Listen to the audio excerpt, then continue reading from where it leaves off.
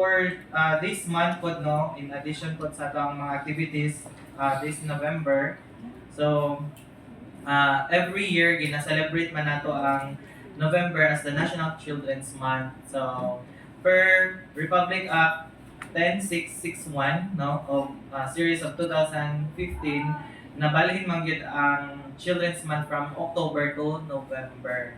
So for this year natay mga activities, no, with the theme, no, break the prevalence and the violence, protecting children, creating a safe Philippines. So this is the national theme na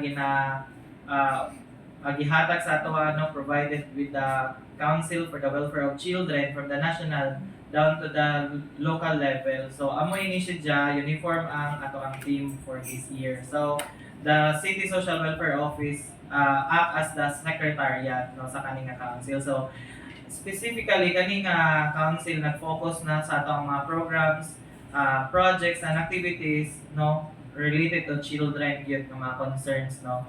So last November 4, during the first Monday sa ulan, ato ang gikandak ang 32nd National Children's Month kick-off activity, while during sa flag raising ceremony or Monday program is nag-recitation ta sa Panatang Makabata. So napoy gipanaog nga kuano nga directives from the national down to the local nga dapat every Monday sa matag November no nga semana i-recite gyud nato ang mga Panatang Makabata.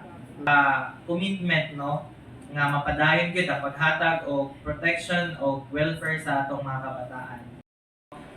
Ako lang gamay tagaan og kuan lang no, emphasis about the program. So the social pension program naka-specific yun natin for indigent senior citizen. Kung natawag na to ang program title, specific yun siya for indigent na mga senior citizen. So mostly yun sa mga nasa opisina, may yun nga, sir, nga nung dili na lang mantanan nun, no, nga kanang pariha man daw sila mga senior. So kung atong natawon po ang kapasidad po ng ato panggoberno po na mundo, no, sa national, kahit national maging na siya ng program. So sa pagkakaroon ang makater nila is kato lang sa mga indigent. So per guidelines dapat yun ang una lantawon kung si beneficiary is pensioner ba siya sa SSS or GSIS. So mostly ka jud ma'am sa amo nakita nga findings, one na ay once mag-revalidate ang regional office, kana gid ang pinaka number 1 makita. So nakita gid sa system nga SSS sila or GSIS. So di man sa ingon no nga ato pod sila gi kuan, pero nagiuban ma'am nga during gid sa una wala gid sila nitug-an, no, nga naa sila ay pension nga dawat.